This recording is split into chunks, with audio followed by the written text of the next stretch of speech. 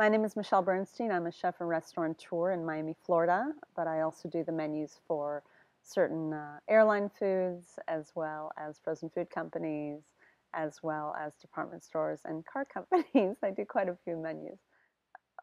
Every obstacle that I overcame was because I was a woman, because I am a woman in the field. Entering into kitchens early, uh, there were no other women, at least in Miami, that I could really go to and relate to and ask help from. Um, I was treated very badly, physically and mentally. And, I never actually realized when I was cooking that I could be a chef. No one ever made that clear that I had the possibility of advancing in my career. I thought I was basically just studying to cook. I never realized that I had the possibility of having a future in this.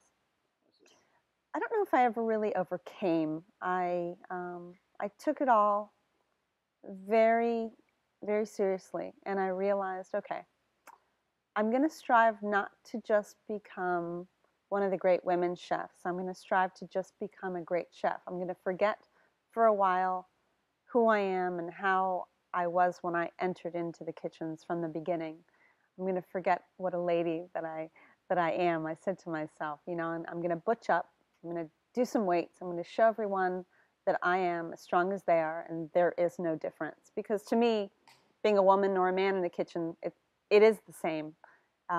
Cooking might come from a little bit different part of the body, but it is the same, and I could be just as physically strong as any man. So that's really how I thought. I went into it thinking, I'm no different than you, and I'm going to prove it. I had a lot of role models throughout the years. My mother was my first mentor as far as just loving food and loving to eat and loving cooking.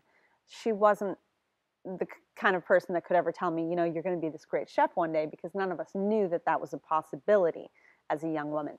Um, None of my mentors actually told me that I would become a great chef. They just mentored me throughout the steps of cooking, but never the mental strength in becoming, a great chef one day. That was never what anyone ever taught me. That was something I found from within.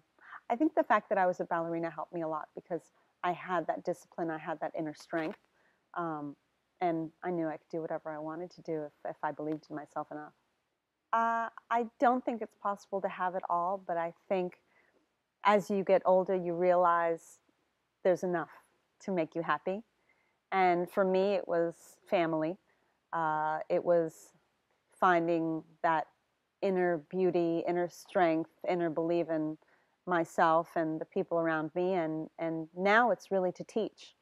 And, uh, and I've really found incredible solace and incredible happiness in teaching youngsters and the underserved to do what I do in a different way, of course, to reach their parents and to learn how to eat better and to fight the obesity and to fight a lot of the problems we have with socialization and nutrition in this country. So that's where I surprisingly have found my happiness.